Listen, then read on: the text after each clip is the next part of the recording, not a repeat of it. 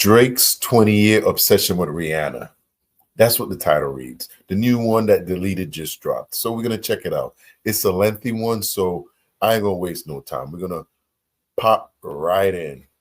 And this is Peapod Cove. Welcome back to the channel. If it's your first time, I appreciate you coming through. Want to support the channel? Hit the Cash App. Hit the like button. I appreciate it. We're going to get right to it. Like I said, this is a long one, and we're going to get it. Let's do it. So I noticed the comments and the complaints that I cover Drake too much on this channel and that Drake pays my bills and I need to touch grass. I have Did I hear that better? Let me get the volume up. All right, let's do it. no arguments with this. I admit I got a problem. So here's a 43-minute breakdown about how much of an obsessed fiend Drake has been for the past 20 years over Rihanna that no one asked for. Deleted. You know, she gives me inspiration, but it more comes in the form of, you know, like when we dance, she just presses up against me a little extra hard, presses up against me a little extra hard, a little extra hard, a little extra hard. And I was like, why are you so obsessed with me? Hey, the feds got me. They got me. Knocked me off of X. But we back at it with the burner account. Drake's unhealthy obsession starts in 2005, exactly 20 years ago. In 2005, Rihanna and Drake met for the first time during the filming of Rihanna's debut music video, Upon the Replay. The first time I met Robin Fenty, it was 2005. She was shooting a music video at a restaurant called Avocado in Toronto. The song was Upon the Replay. Drake was introduced to her as the guy playing background music while guests. I swear to God, man, I'm just a lame, man. But let me let Deleted cook for a while. Ate their dinner, a far cry from the global superstar he would later become. This initial meeting marked the beginning of what would become a complicated and highly publicized connection. For Drake, this encounter sparked an early fascination with Rihanna, which he would reference in several interviews and lyrics for years to come. At the time, Rihanna was laser focused on launching her career, while Drake was still on the edge of the music industry. There would be a 4-year gap before these two would see each other again, at least in the spotlight. Following Rihanna's highly publicized toxic breakup with Chris Brown, Bad boy always wins. The true bad boy always wins. she and Drake were spotted together at Lucky Strike's bowling alley. And I'm pretty sure y'all can figure out who the bad boy is. In New York City back in 2009, where eyewitnesses claimed they were seen kissing. This sparked immediate speculation about a new romance between the two artists. However, despite all the gossip, Rihanna would shut that shit down fast later that year, clarifying in interviews that she and Drake were just friends. Her statement cooled the media frenzy, though rumors of a romantic connection between them continued to linger on in the background. In 2010, Drake would confess his feelings in his song Fire. If you think about it, she liked to party with him. That's probably it. You the party guy, dude. You the one that throw the massive party. She gonna go out party with you, have a good time. Y'all gonna do whatever. But after that night, we back to normal. Fireworks on his debut album Thank Me Later, with the lyrics, "Who would have predicted Lucky Strike would have you stuck with me? What happened between us that night? It always seems to trouble me." In Thank Me Later, Drake would open up about his lingering feelings for Rihanna, using their night at Lucky Strikes as a lyrical inspiration. Later that year, Rihanna and Drake would team up for the first time. Their song What's My Name would top the charts. Their flirtatious interactions, both in the video and during live performances, it reignited the dating rumors. While the track soared on the charts, fans and media alike speculated about whether the steamy visuals reflected something real off screen. It's one of those relationships where none of us really believed it. Because I'm a huge Rihanna fan. I mean, I like Drake at this point too. But I think when he got close to Rihanna, it was one of the reasons why I started liking Drake on the come up for real too, because I'm a huge Rihanna fan.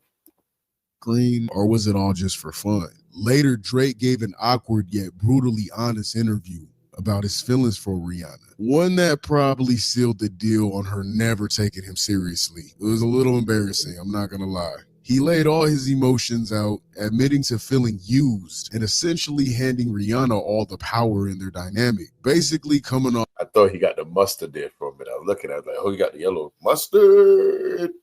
Pathetic. He would sit down with New York Times and state, "I was a pawn," Drake would say. "You know what she's doing to me? She doing exactly what I've done to so many women throughout my life, which is show them quality time." So he just admitted that he's a creep. then disappeared. I was like, wow, this feels terrible. And then that same year in 2010, he would have another interview with MTV News. And it's very rare that I feel small around anybody, especially, a woman that I like. It's just, I am in a confident position right now. And really my whole purpose for putting that on the album was just to pay homage to the fact that she is an amazing woman that made me feel nervous, man. She made me feel small. She's an overwhelming being. Like, she's beautiful and talented, and her personality is like, it's almost like scary. And for the first time, a woman just brought back that feeling of when I was 17 or 18, and I appreciate it so much because you get into this position and sometimes you just get numb to all those emotions that used to inspire you to write. All right, let's keep it lit. This was not a good look. The man only had one album at the time. Yo, he was glazing hard right there for real. Like, that is embarrassing for real. Like, I don't think nothing scares a woman away more than that. Like, she don't want you glazing on the radio, dude. That's not what real G's do. You could tell he's simping it out, and she like, dude, she just want to party. She ain't into you like that. We all see it. He was a freshman in the game. He had so many hits on the radio. This is in 2010. Rihanna just came off of her relationship just the previous year with Chris. It is. He's the rebound. Rebound never wins. You have some fun, though. Chris Brown. Very public relationship breakup. I mean, can we be realistic here? You can't force yourself that hard on a woman that just came out of a relationship, an abusive relationship at that. She's literally still coping. And here go Drake trying to force her hand. It's like, come on, bro. You ask her to be let down. It ain't. And when you ask me too, you remember Drake and Chris Brown did have a situation for a while where they weren't getting along. And I was starting to really wonder, did Drake just start messing with Rihanna to get at Chris Brown? Because he's shady like that. That's probably one of the reasons why she never took him serious. Ain't even her fault. You was doing too much. It's kind of creepy. Let's be real. Right. He wasn't even with her yet for him to be centerizing his interviews around her like that. And if the interviewer was asking him the questions, he should have passed on those questions. For real. And then that's what I'm saying. Like, why would you speak like that? And y'all not even in a relationship. It's just it's not going to get back to her. You know how the internet, bro. You shot yourself in the foot. Made him look desperate, and it made him look pitiful. Certain women, not all women, but some, don't want to feel like they're the dominant one in the relationship. Meanwhile, Drake was over here playing the damsel in distress, waiting to be rescued. Instead of standing on business, he turned himself into the heartbroken lead in a romance movie that Rihanna never even again for Drake's second mainstream album. The song titled Take Care was also the album's name. In this song, Drake positions himself as a source of comfort and protection for Rihanna. He basically put his cape on and tried to be her savior. Later in 2011, Drake would admit he was hurt by Rihanna when he made the song Fireworks. Drake would sit down with Elle magazine and talk about his inspiration behind his song and admit that he was hurt because he didn't expect his relationship to go down like that. He was quoted, "At the time it hurt, but she didn't mean to. I'll never put that on her." He would go in to say, "I was hurt because I started to slowly realize what it was. I guess I thought it was more. That was the first girl with any fame that paid me any mind." I really do feel like Drake felt small next to Rihanna. And I mean his whole career. Rihanna was a megastar before Drake, and she was always arguably more famous than Drake. So Drake felt that intimidation next to Rihanna. 2012, Drake. And the thing too is like, she could see him coming with his nonsense. An island girl that she see that coming. Yo, island girl, she gave him plenty bun there too. Originally wrote the song R.I.P. with Rihanna in mind, reflecting themes of moving on and the end of romance. Drake's reference track was leaked with his vocals when submitting the song to Rihanna. Yo, what up? It's your boy Frankie J and DJ Alex was used to see. Her days are over. Maybe she's over. However, Rihanna passed on the track, which was later recorded by Rita Ora. She was like, nah, bro. Nope. Sorry. Can't do it. Can't do it, Captain. The lyrics about letting go and starting fresh added another layer to the ongoing speculation about Drake's feelings and their complicated dynamic. Bruh, she left that ass on red like a terms and conditions page. Left you hanging like a Netflix show that got canceled. She said, Drake, be cool. I ain't trying to sing your song, bruh. So later that same year Chill out, that bro. Rihanna Chill out. turned down the song offer, Chris and Rihanna would rekindle their romance in 2000. Oh, just don't like that. I'm sure he was mad at that. A lot of people was mad at that.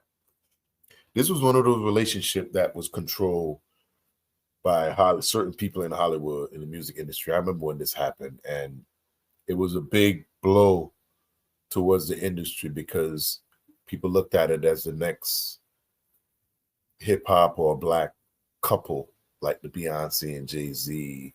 You know, there was going to be the next power couple in the industry. And that one night, well, we all remember what happened, changed everything. And some people say the career that Drake has was the opportunities that was going to be given to Chris Brown. And they kind of flop position when it comes to the star power and things that happen after their careers took off. Because you got to think about it. Chris Brown's made way better music than Drake. I mean, he is kind of an international superstar, but it's just there's a little Drake had just a little notch above him, the way the record labels pushed him and the way his music got out there. 2012. However, they would later split again for good in 2013. So Drake was out here pouring his heart out. I think that was one of the things where they purposely had them break up because they didn't like them being together after what happened when they broke up initially. I could be wrong, but leave me a comment down there. Let me know if I'm wrong. Out like a high school movie drama scene, battling for Rihanna's attention, confessing his admiration on tracks, just for Rihanna to spin the block and get back with Chris Brown. Obbs was playing The Notebook, she was playing Fast and Furious. That's how it is. You chasing and chasing, that other person gonna come right up and they get what they want. Get back in your lane. Find somebody that wants you.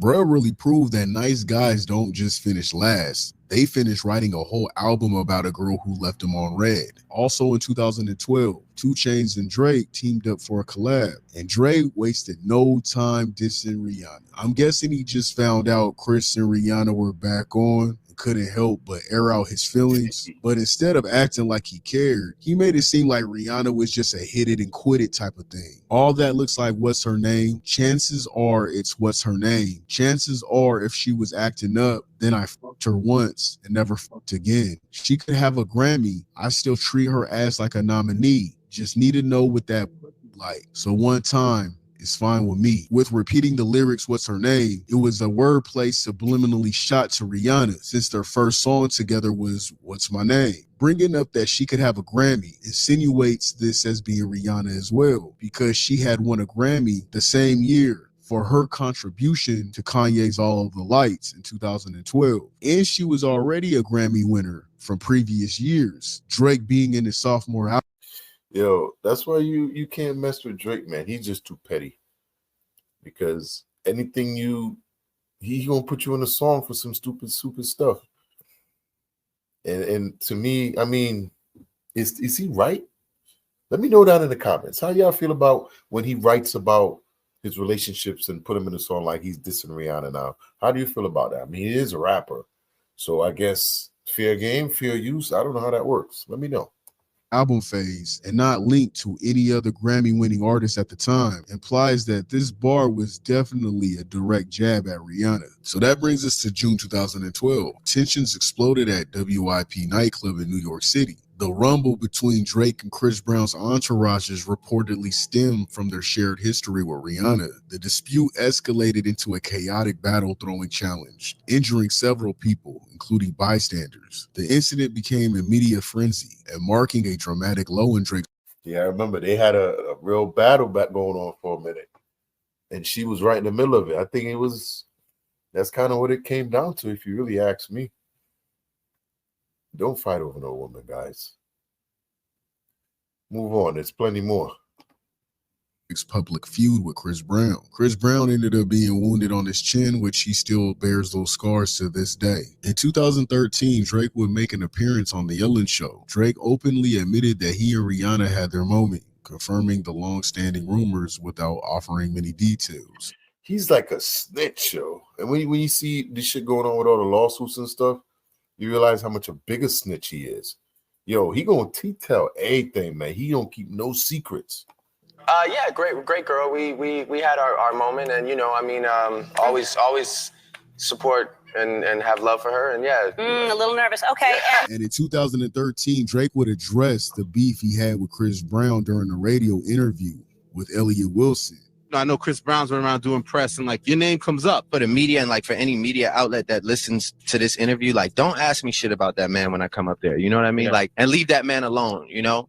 Stop preying on his insecurities, man. Because, his insecurities are the fact that I make better music than him, that I'm more popping than him, and that at one point in life, the woman that he loves fell into my lap. I did what a real nigga would do and treated her with respect. So she's not up there talking down on me. You know what I'm saying? Mm-hmm. And all those things combined, create an individual that comes up to your radio station and is just going to, do dumb shit. We have an issue, and it's either going to drag out or maybe in 10 years we'll laugh about it over drinks, but just let us solve that shit. Because it's not me and Kendrick. It's not me and Hov. It's not you and Common. It's not even you and Common. Yeah, you're not going to get anything out of it. Like, nobody, I don't want to hear that man rap. You know what I'm saying? Nobody wants to hear me rap against him. I really do this shit. Like, that's not, you're not even going to get anything out of it. Later that same year, Drake's third album would release. Drake's hit single, Hold On, We're Going Home, which fans have speculated might be inspired by his relationship with Rihanna. With the words, I can't get over you, you left your mark on me, sounds like it could be about plenty of other relationships, but those words seem to fall right in place with his history with Rihanna, especially coming off that big brawl with Chris Brown. At this point, Drake chasing her like she's the last fry at the bottom of the bag. That boy hungry as hell. He ain't even thirsty.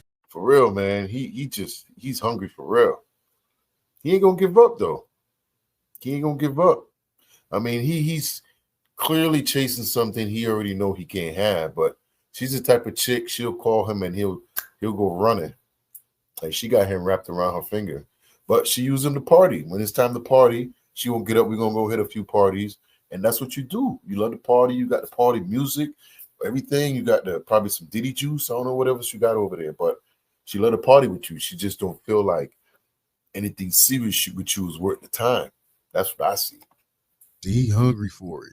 In 2014, Drake continues to praise Rihanna. Even though they weren't together, Drake still considered Rihanna his dream girl. This is what he told Rolling Stone magazine. She's the ultimate fantasy. I mean, I think about it like, man, what would be good? We have fun together. She cool and shit, but we're just friends. That's my dog for life. And then later in 2014, Rihanna and Drake have a date night in London. Despite constantly denying a romantic relationship, the paparazzi then...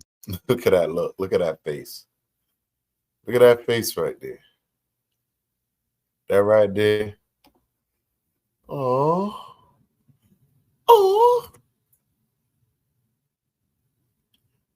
Put that sock in it, Juffy. The boy's in love. Despite constantly denying a romantic relationship, the paparazzi then took some flicks. Rihanna and Drake was headed out to a nightclub, and as you can... Oh, look at him holding hands. She's holding his hands. Aubrey. Yeah.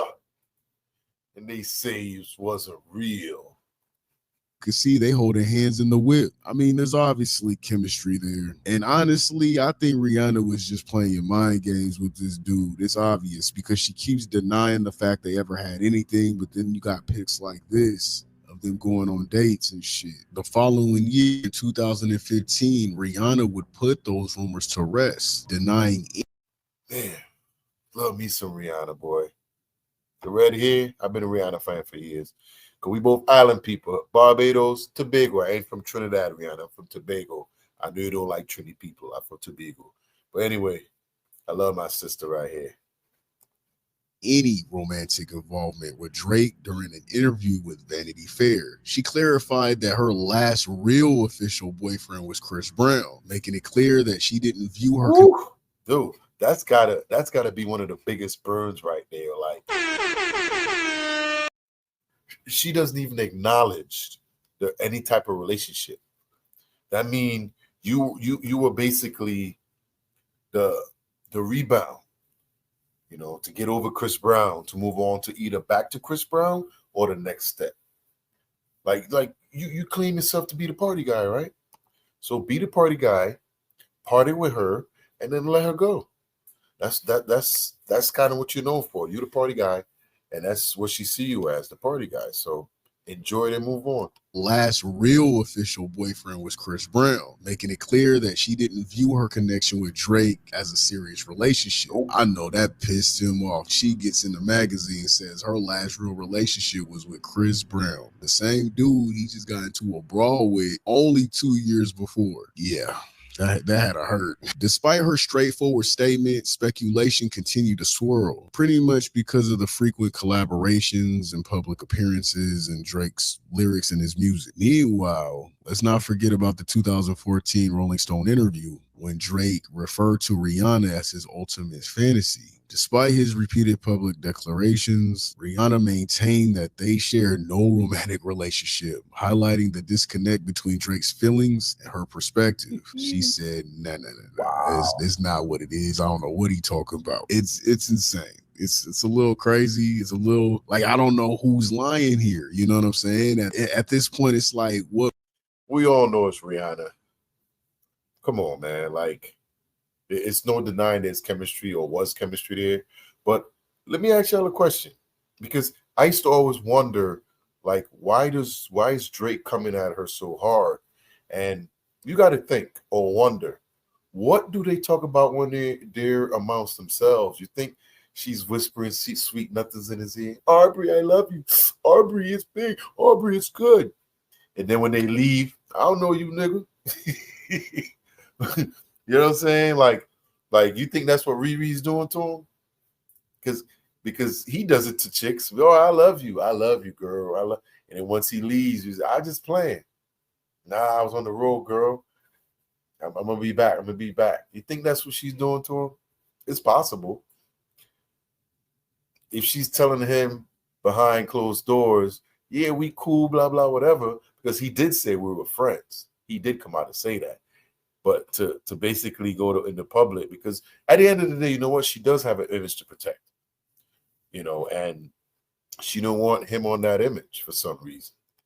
What man would make himself look crazy in front of the world if he's messing with this girl and she can easily deny him? Why would he even do that to himself? Is Rihanna just playing with this guy's mind at this point? Or is Drake just that creepy?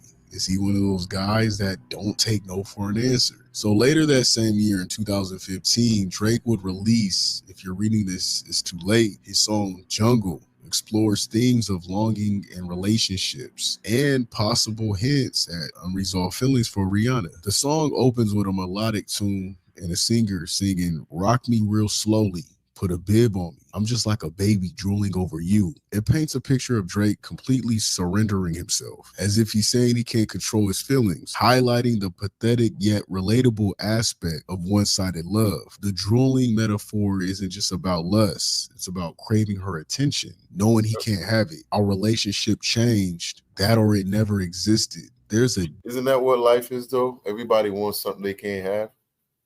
At least the fascination of it, or like he said, she is an exotic, deep sense of confusion and denial. It's like he's gaslighting himself, clinging to memories while also questioning if it was ever real. That mental back and forth shows how Rihanna distancing herself messed with his head. It put him through a mental gymnastics and played and toyed with his feelings. We've all been there before with somebody that tried that. And whether you fell for it or woke up from it, it's still not a good feeling. If you want to keep it real, that's what it sounds like what was going on. That is a fucked up situation. So Drake's vulnerability spirals when he sings, "Don't know where we stand. I used to hit you about everything." He's alluding that she was his shoulder to lean on. It's a plea for reassurance from someone who's been ghosted emotionally but can't let go. Plus, with his repeated "Are we still good?" he would ask, "Are we still good?" a couple of times. It just shows desperation to salvage whatever connection remains, reflecting how he's stuck in limbo, haunted by a past relationship that Rihanna's clearly moved on from. Rihanna's detachment left him obsessed with closure he'll never get, making these specific lyrics less of a love song and more of a late night text thread you regret in the morning. And we all know that's what Drake's known for. You know what I'm saying? They always say don't text and Drake, or don't Drake and drive, or whatever it is. And don't drink. That's messed up. Don't text and Drake. Don't drink and drive. Wow. Okay. And Drake, don't text and Drake, don't drive and Drake, or Drake and drive. That means you're going to end up hitting up an old thing that you wasn't trying to hit up because you listening to Drake. But and you know what's crazy about that? Everybody that can happen to, because we all remember that. Like when we listened to Drake, it was in our dating stage. Everybody remember dating stage, and everybody got a different Drake song. That song come on. Hey baby, I miss you, remember? Don't drink and drive, y'all. At this point, it's just confusing. It seems like Drake and Rihanna were messing around, like there was something there, but Rihanna was giving off those tease you just enough to keep you around, but never fully commit vibes. Yep. You know the type. Flirty. Yep, that's exactly what it said. You like the party, I'm going to come hang out with you and party, wherever you at. And then after I get my fix, I'm gone. Texts, late night hangouts, dropping hints, but then turn around and be like, oh, us? Nah, we're just friends. And Drake said, yeah, I'm pretty sure he was hitting it too. I ain't gonna sit there. She gonna party with him, but then we out. But she ain't kissing and telling though. As fell for it. Brett thought it was something real, like he was on the brink of some fairy tale romance. But honestly, it looked more like Rihanna was just having fun while he was out here writing love songs and getting emotionally invested. But that's just my take on it, because according to Rihanna, nothing happened. She swears it wasn't like that at all. To her, Drake's out here making mixtapes about a situation. I don't believe that. I'm not saying 100%, but I don't believe that. I'm calling cap on that. All alleged. This is all entertainment purposes. Girl. Relationship that did not even exist. So either Drake was reading way too much into something that wasn't, or Rihanna's playing it cool and keeping it private. And that's where it kind of gets a little weird for me. I'm just like, I hope he didn't make that up, because that's kind of weird. That's more than weird. That's creepy. I hope she's just being one of those girls that want to be private and just not saying too much, because if he made this up in his mind and it never happened, that's sick. The following year is 2016, and Drake would actually collab again with Rihanna on her song Work for her last studio album, Anti, which of course reignited the dating rumors all over again. The video was hot. That was definitely a big record. That was a big record. It kind of this was another thing that boosted Drake's career. When I look at Drake's career now, and a lot of people wonder why his music is falling off. And what's happened is all the people he culture vulture their fans. When he go after those people, the fans of those people stop supporting him. So when he lost Rihanna fans, he lost a big catalog of support. Because I was one of them. I'm a huge Rihanna fan, and I would never pick Drake over Rihanna. But once he started going at her with certain things, I was already backing away from his music because I was growing out of it. As I got older, it kind of doesn't resonate with me anymore. You know, I'm about to be 50 in 2 years, you know. But when I was in my 30s, going into my late 30s, he's still singing about girls in high school. So my music changed. Rihanna, she got older with me. Her music changed to fit with everybody. Everybody that I follow grow as the years go by, and we grow with the music because we all grown through life changes. Where Drake's music stayed 18 to 24, partying, jump. Like, yeah, you go out once in a while, but we ain't doing that a night. Nah, bro, I'm sorry. Had them grinding all over each other. It seemed like a bad romance. It seemed like Drake finally got his girl again. Later in 2016, Views come out. And this is the album where Drake basically claims Rihanna as his. On the song Height, had a specific line in the song that came off as a statement, letting the world know what it is. Don't you see Riri right next to me? Reigniting the rumors they were dating. So either Drake finally pulled it off and got the girl, or he's out here claiming your mind whether you like it or not. We're over here walking a thin line between romantic and restraining order. And on the Views album, Drake and Rihanna would collab again for the song Too Good. The lyrics of Too Good suggest the song could be about Rihanna, even though she's featured on the track. With the lyrics, I'm too good to you. I'm way too good to you. You take my love for granted. I just don't understand it. Then came that painfully awkward VMA moment. You know, the one that shifted everything. The woman he once saw as the love of his. That's what I'm saying. If you date Drake or you start messing with him, you might end up in some of his songs. So he's already spiraling. Let's see where he goes from here in life, period. Like, he could never really date no big time celebrity because all of them know how he is now. They stay away from him. But let's get this. His life suddenly became a ghost that would haunt his music, his interviews, and his entire narrative after that. Leading up to Rihanna's Vanguard Award, Drake would pay for billboards congratulating Rihanna throughout the city. Rihanna would actually acknowledge these. Okay. Congratulations to Rihanna from Drake and everyone at OVO. That's big right there. I mean, ain't nothing wrong with that. That's big. I wonder, what does it cost to put up one of those signs? Was it like 10,000, something like that? But okay, cool. And a nice little owl on there. She would post on her Instagram with the caption, "When he's extra," with a heart emoji and a trophy emoji. And of course, Drake liked the picture. You know he liked the picture. The bill. When he's extra. Now, right there, those words tell you that she don't give a shit about you, bro. You can tell by the words. She didn't even say thank you. She said when he's extra. Dumbass.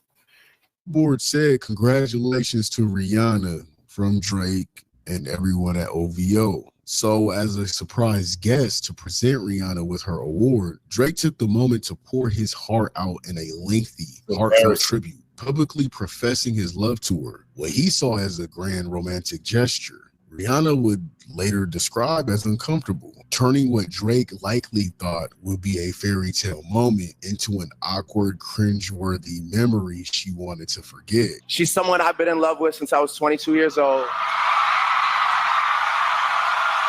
Drake says this long speech confessing his love to Rihanna. She's standing there looking awkward, like what? And she looked like she's sitting in a torture chamber. No, get me off the stage. Like, and it's like she can't do nothing because until he done talking, she's just give me my shit and just walk off.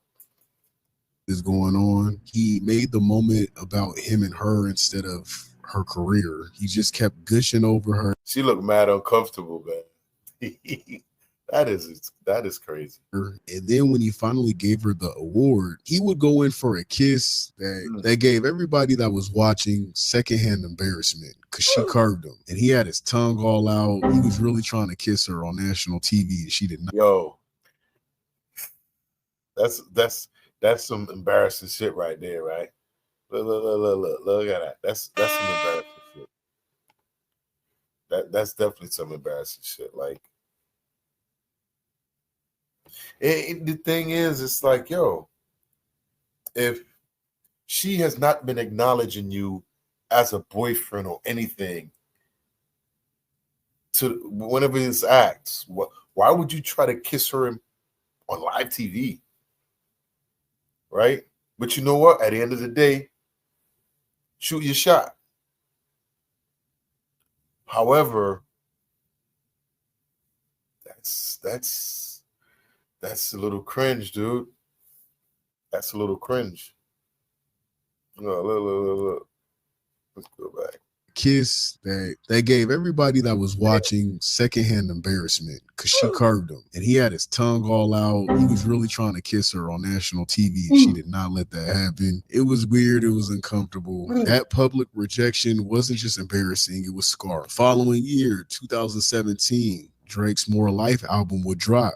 The song Teenage Fever reflects on a nostalgia for past relationships, and it seemed like it might be another song that was referencing Rihanna. In the opening lines, your heart is hard to carry after dark. You're to blame what we could have been, because look at what we are. Drake projects blame onto Rihanna, suggesting that the failed connection was her fault. Funny that it's always been all about you from the start. Drake feels like he's been putting her on a pedestal, focusing on her needs and desires, only to be left in emotional limbo. Throughout the song, there's a tug of war between moving on and lingering attachment. And sure, these particular songs could be inspired by a mix of women he's been emotionally attached to, but let's keep it lit. What keeps pointing everyone back to Rihanna is how everything in his life seems to circle around her. It's not just the lyrics, it's the timing, the public moments, and the subtle and not so subtle gestures that all trace back to her. Like, come on, bro. Getting a matching shark tattoo. I forgot how sexy that outfit was. I'm not going to go back, but I had to pause it for a second. Right after they were seen together at an aquarium. And then he'll go drop an emotionally charged track that coincide with those moments. It's hard not to connect those dots. Every time Drake does something symbolic or drops a song drenched in nostalgia and heartbreak, there's Rihanna lurking in the background of the narrative. Whether it's intentional or not, the pattern is too consistent to it. You got his tongue hanging out like, Nor. So around this time, they do both get matching tattoos. The matching tattoos were inspired by a special date Drake and Rihanna had at an aquarium in Toronto, where Drake reportedly gifted Rihanna a stuffed animal shark. This is where things get messy and a bit confusing. It's like a constant back and forth. On one hand, they got matching tattoos, which screams we're on the same. That matching tattoos right there tell me that they got something more serious than friendship. Definitely. Same page. But then Rihanna's 2018 interview paints a completely different picture. The whole situation feels like two people in completely different movies. Drake starring in a love story and Rihanna just living her life. Drake might be You too. You remember that TV show You? Drake is in You with Rihanna at this point. So that leads us into 2018, Rihanna's Vogue interview. She made it crystal clear they weren't just not dating, they weren't even friends. Reflecting on Drake's VMA speech just a couple years ago. Damn, she cut him off now? She described the whole moment as deeply uncomfortable. What Drake thought was a heartfelt declaration of love, Rihanna saw as awkward and invasive, further solidifying the growing distance between them. This interview particularly is what was the nail in the coffin for Drake. Everything shifted. Once head over heels and publicly lusting after Rihanna completely changed his tune. Drake transformed into the textbook bitter ex, except according to Rihanna, he was never even an ex to begin with. It's almost like Drake finally came to terms with the fact that their long, confusing situationship, she wasn't claiming him no more. I guess he finally got the point. Was never going to become anything more. What once was a fairy tale pursuit has now morphed into a cold, awkward tension that basically lingers to this day. So later that year, Drake opened up about his fairy tale ending with Rihanna in two notable interviews, offering a rare. It's funny that he said his fairy tale ended. So he knew that there was nothing there because she kept telling him there was nothing there. But his heart was so clustered with love that he got sidetracked, right? You could say that. The heart what the heart wants, you just can't get it. Glimpse into his feelings about their complicated history. In LeBron James' HBO series The Shop, which aired in 2018. I was really hard on my parents for giving me sort of a childhood that I had to wrap my mind around, as I grew. I multiple times sort of suggested that they could have done a better job of whatever it was. Yeah, co-parenting, sticking. So is he calling Aubrey a bad father? Or Dennis, you raise a horrible person The nerve of you, Sandra. Sit down, let me talk to you. This is gonna get heavy. So man, bro. Together, not being so divided, and of course, as life takes shape and teaches you your own lessons, I end up in this situation where I don't have the fairy tale like, oh, Drake started a family with Rihanna and like this is like so perfect, or like Drake. Yeah, it's like It's crazy how it always come back to Riri, right? Like no matter what they talking about, it always come back to him. But yo, at the end of the day, I heard he's the one that screwed that up. She really gave him a shot, and he messed around and did some other shit. But that's another video.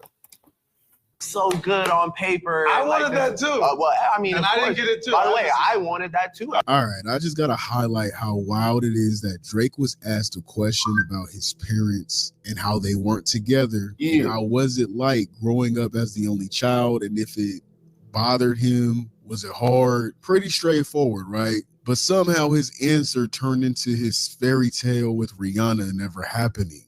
Bruh, how does that Exactly. That's what I'm saying. Like, how does that turn into that? even connect? You think It's almost like she's always on his mind. That's what it seemed like.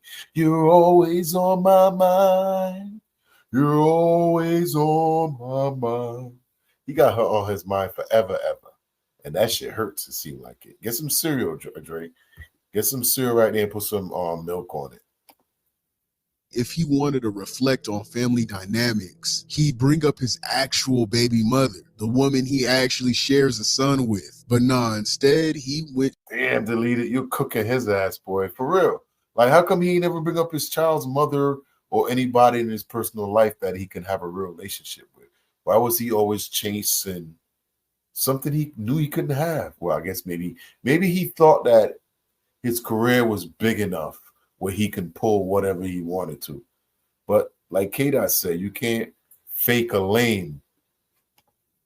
straight to Rihanna again. A woman who has clearly moved on. A woman who has never publicly claimed this man. We only know about their situation because of Drake. Drake talks and gossips about it for the last 20 years. And that's the thing, man. You got to understand that, because we all have to realize what part on what role we play in life, whether you are the person in the relationship, out of relationship, whatever. You know where you stand. And it seemed like she made it clear to him what type of relationship they had. He just didn't want to accept it. That's what it looked like to me. And then once he realized he was out, he started taking shots. Years. You bring up a woman that doesn't want anything to do with you, who moved on and formed her own damn family. That's the first thing Drake thought of when he was asked a question about his childhood upbringing with two parents who separated. That is weird, Drake. So over a year later, in a Rap Radar podcast interview in 2019, Drake reflected on their past from a place of acceptance. Though he didn't repeat the fairy tale reference, speaking about where they stood at one point, he was asked about him and Chris Brown putting their differences aside, and to speak on that situation, he would bring up Rihanna. You know, again, when you kind of step away from it and break it down, you start to feel silly because it's like over like girl stuff, you know? But obviously that can snowball into like real shit. And that's what happened in this situation. Shit that ruined the New York club life. It did. You shut down New York club life, man, forever. I have no recollection. I think we were just both grew up to the point that like that person that was kind of, you know, in the middle of us is like no longer a part of like either of our like lives currently. And I have the utmost love and respect for her.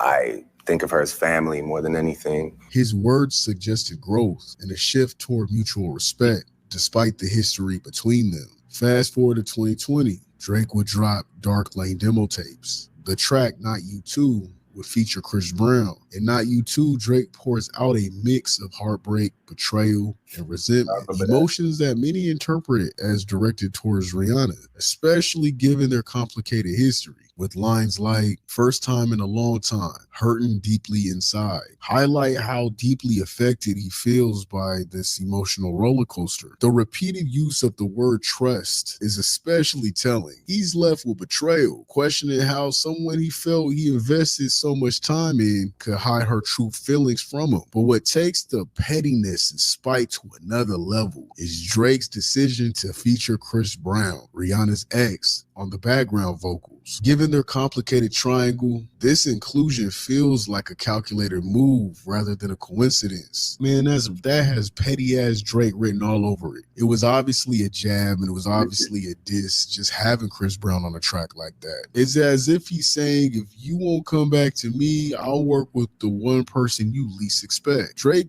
basically began to reveal a darker side of the situation, attempting to regain control of his emotions by deliberately trying to get under her skin. The following year, 2021, Rihanna will go public with A$AP Rocky. Rihanna begins a happy relationship with A$AP Rocky, with whom she now shares 2 children with. This is also the same year Rihanna covers up the shark tattoo with the crown. That same year, Drake. Yep. So that right there, they definitely had a relationship, because if he covered it up, bro. I'm gonna let this run because we running a little over now. But man, here come A$AP. Drizzy starting to get pissed off now. We're gonna run it. Rihanna covers up the shark tattoo with the crown. That same year, Drake's Certified Lover Boy album would drop with a song that seemed... Anytime you hear the name of that album, you don't think about it the same. Certified Lover Boy, certified. Wop, wop, wop, wop, wop. Fuck him up.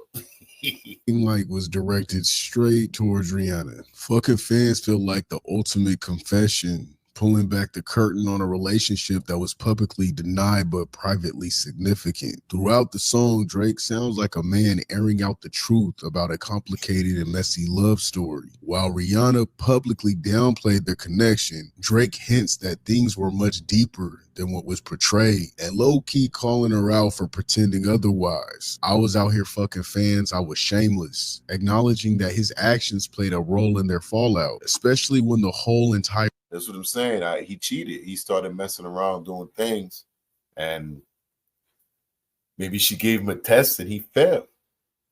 A world which they had you. That's the intentional giveaway. Rihanna, one of the most desired women globally, fits that description perfectly. I know you're not happy, girl. Everybody know. Could see it in your boyfriend's eyes at the show, which feels like a pointed reference to A$AP Rocky, Rihanna's current boyfriend. It paints the image of Drake watching her from a distance. One of the most revealing moments in the song comes with Drake addressing the elephant in the room, his child. Then I had a kid even though I never planned to. I cannot imagine when your girls gave you that news. This lyric strongly suggests that Rihanna found out about Drake's son during their involvement, and it was likely the final nail in the coffin.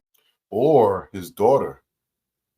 Allegedly. I've been seeing reports that there is a daughter out there. But I'm gonna let it delete cook.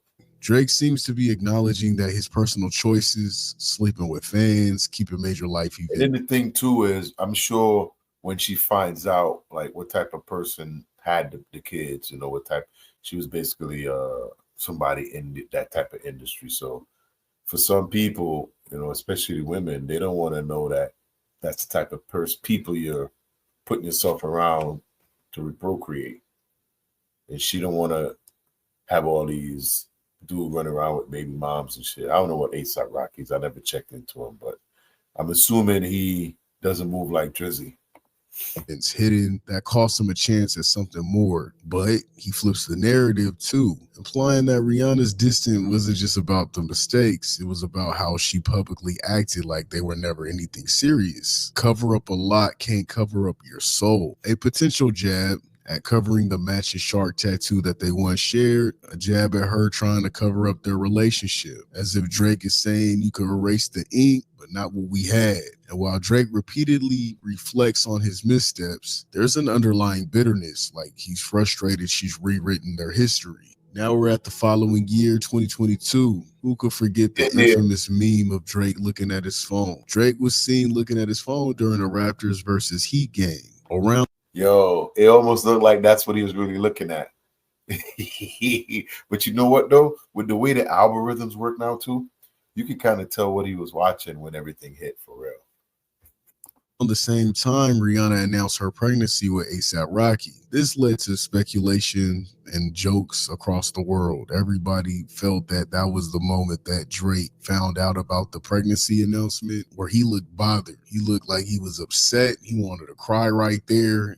It looked like his whole life flashed before his eyes. The shifting in his chair and all that. Like 2023, Drake's For All the Dogs album release. Drake has 3 songs where he takes clear and undeniable jabs at Rihanna. Unlike his other sub-disses, these next few songs are more revealing on who exactly he's talking about. While he blends references to other relationships, certain lyrics are unmistakably aimed at Rihanna. In Drew a Picasso, Drake hints that their relationship was far more intimate and significant than Rihanna acknowledged. Throughout the song, Drake goes through different kinds of emotions between anger, vulnerability, and regret, painting the picture of someone who can't fully let go, all while at the same time blaming both her and himself. You cannot find no one better than this. Try to do right by you, but we can't mix. I tried. Suggesting Drake believes he was her best option. His jealousy is obvious when he raps, "I can't picture you with him. That's just so embarrassing. I want to." Bit dramatic and obviously about ASAP Rocky. "I swear that I wanted you back then, waiting on you like a back end. You bad as fuck, ain't no capping. Statements you claimed never happened." Another callback to Rihanna, always claiming their relationship never happened at all, and how he wanted her from way back when and was waiting on her to be completely his, but it never happened. "This can't be the shit that you doing to me. All of them nights that you was sliding around. You told me what niggas was doing to you. That's the same shit that you're doing to me." It shows his frustration that she's now treating him the same exact way she once vented to him about being treated by. And then you think too, this is how he treat people that's lower than him on the totem pole when he on the road. So he's kind of getting a dose of his own medication, if you ask me, right? He's doing his own thing. Others. Also self-reflection about how Drake is known to treat other women, basically getting a taste of his own damn. Yeah, that's pretty much, he's getting a taste of his own medication. Medicine. Drake admits to his mistakes. "Probably could have made it work again if I was man enough to tell you you was wrong, man enough to not put it in a song." Yet he just contradicts himself by airing their issues publicly and wanting to embarrass Rihanna. Artists hitting on you broke as fuck. It just reveals another layer of pettiness, saying without saying that he has more money than her current boyfriend, who happens to be an artist. The next song he disses Rihanna on For All the Dogs is Virginia Beach. "You say I could have treated you better. That's crazy. Drawing conclusions like you got a Parsons degree or something." This line references Rihanna's honorary award from Parsons School of Design back in 2017, but the tone is laced with jealousy and bitterness. By saying she's drawing conclusions, that It's like backhanded compliments. He loved giving those. That's just wordplay for draw, which can come from the word design. Drake implies she's overanalyzing or judging him unfairly. The mention of her Parsons Award isn't just a random reference. It's a backhanded way of acknowledging her success while letting her know the song is definitely about her. And now for the final track he dissed her on For All the Dogs, which is Fear of Heights. "Why they make it sound like I'm still hung up on you? That could never be. I'm anti. Yeah, and the sex was average with you. Yeah, I'm anti, because I had it with you." I don't know, Drake. I don't know why they. See, why do you got to put that average in there? Come on, bro. But I could feel why he's upset, because she has never acknowledged that they had any type of intimate relationship. I could feel that, but that's just, come on, bro. You ain't gonna win with flows like that. They would make it sound like you're still hung up on Rihanna. Maybe because this album came out in 2023 and you have had Rihanna in your music and interviews every fucking year since 2009. That's insane. and you wonder why people are wondering why you still stuck up on her. These bars appear to be clear jabs at Rihanna's 2016 album Anti, with Drake flipping the title to suggest he's anti-her now. Come on now, we don't believe that, Drake. The line about the average sex reads as an attempt to downplay their connection, but the defensive tone suggests Drake might still be salty despite claiming otherwise. That's the lamest shit to do. Bruh, we don't believe that. If it was so average, then why the fuck have you been harassing this woman for 20 years today? It's 2025. You met her in 2005, and you want us to believe the sex was average, if you even hit that. Drake doesn't stop there. That man, he's still with you. He can't leave you. This lyric implies both bitterness, again, and disbelief that Rihanna has settled into a stable relationship with Rocky. Drake is implying that he can't leave Rihanna, as if ASAP basically needs her financially. Drake, quit hating like you didn't fumble her yourself. Why be mad at Rocky when your game was weaker than McDonald's Wi-Fi, bro? Stop it. You talking shit like you ain't get left on red and delivered. She didn't even ghost you, bruh. She damn near deaded you. And on another track from the same album, song titled Another Late Night, featuring Lil Yachty, Drake would actually name drop ASAP Rocky by saying, I ain't Pretty Flacco, bitch. This shit get really rocky. ASAP Rocky calls himself Pretty Flacco Jody or just Flacco. Imagine hating on a dude just because he do what you couldn't do. I think Flacco means skinny in Spanish. He snatched your bride, man. I don't even think she ever was your bride, to be honest with you, but he was able to pull her, man. And then later on that year, during his It's All a Blur tour, Drake revealed to the crowd that he no longer performs work. His hit collaboration with Rihanna. Yeah. I don't sing this song anymore. I don't sing this song anymore. I don't sing this song anymore. I don't sing this song anymore. You can sing it for me. He told his fans, I don't sing this song anymore. You can one of the biggest hits, yeah. Because she don't want that with you no more. Think it for me. And adding to that moment, a camo shark appeared flying in the sky of the building. Shout out to everybody on this side out here going crazy with their head. Shout out to you right there waving at this happy. What's up? An obvious callback to the matching shark tattoo. That is insane, bro. He and Rihanna once had. Lame and corny as hell. This dumbass said he don't sing the song anymore, as if he didn't tell the DJ to play it, just for him to say he doesn't sing the song anymore. Fact. Can't make this shit up. Drake out here performing under a flying sea creature. This dude is damn near a stalker. Like, how you still holding on to a tattoo, bruh? She covered it up. You are holding on to a tattoo, all while Rihanna's holding on to diapers, building a family. And Drake's building stage props based on memories that she already erased. Bruh, it's been years. Imagine having 2 kids and still having to see your ex regularly project his heartbreak at sold-out arenas. At this point, Drake needs therapy. Not everything needs to be floated around the stadium, bruh. We don't care about your shark tattoo. And that leaves not Wheelchair Jimmy. us with 2024, 19 years after their first meeting in 2005. Wow. And if you guys been keeping track, Drake has been intertwined with Rihanna every single year since 2009. That's 15 years straight of mentioning her. I have made sure to say the date before every subject, and I have dated every year since 2009. This leaves us with Family Matters. In this track, Drake doesn't hold back, taking direct shots at ASAP Rocky, particularly regarding Rocky's relationship with Rihanna. While the song is primarily aimed at Kendrick Lamar, Drake slips in several jabs at Rocky, making it clear he still has something to say about the couple. Rakim talking shit again. Gassed because you hit my BM first. Nigga, do the math. Who I was hitting then. It is widely known that ASAP Rocky used to smash. He used to hit them. He used to hit Drake's baby mama. He used to clap them cheeks. They were messing around, and Drake implies that he was with Rihanna at the same time ASAP was with his baby mama.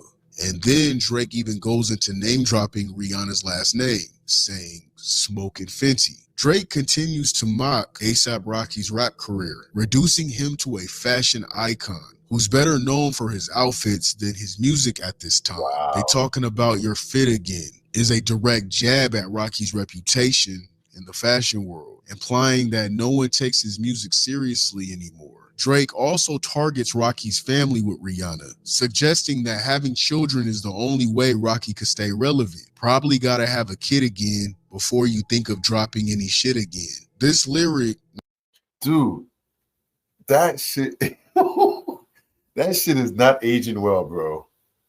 This dude is building a family. That's more important than some whack ass lines, bro. Hopefully he does have another kid with the same woman. Like, what are we talking about here? not only disrespects Rocky's career, but throws shade at his growing family with Rihanna, implying that their personal life overshadows his professional work. Clearly, the tension between It should, just like K-Dot said in Euphoria. I got a son to raise, but you don't know nothing about that. Waking him up, putting him to sleep every day, you don't know nothing about that. ASAP Rocky and Drake runs deep, stemming not only from their shared history with Rihanna, but also their shared history with Drake's baby mama. What makes it even more wild is the irony. Drake is now dissing both Rocky and Kendrick Lamar on a global diss track, despite being the one who helped introduce both these artists to the world by having both of them headline his Club Paradise tour. Now, don't get it twisted. Rocky and Kendrick were going to be big with or without Drake. Drake is a shark. And that's the thing a lot of people don't understand. What Drake does is he goes around and try to get artists when they about to pop. And people believe he's the one that made them pop when they was going to pop anyway. It's just that he jumps on it. And he does give him a boost, you know, because at the time he was that guy. He was that guy that carried you.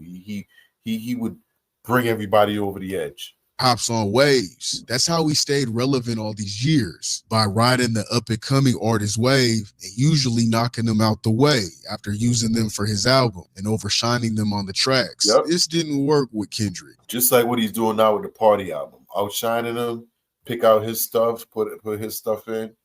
Who has single-handedly changed Drake's public perception completely. And this didn't work with Rocky either, who has been a big figure in fashion and also who ended up getting Drake's dream girl. It's a full circle moment that feels both insane and bitterly poetic, like watching someone burn a bridge that they didn't necessarily help build, but they did help throw the grand open.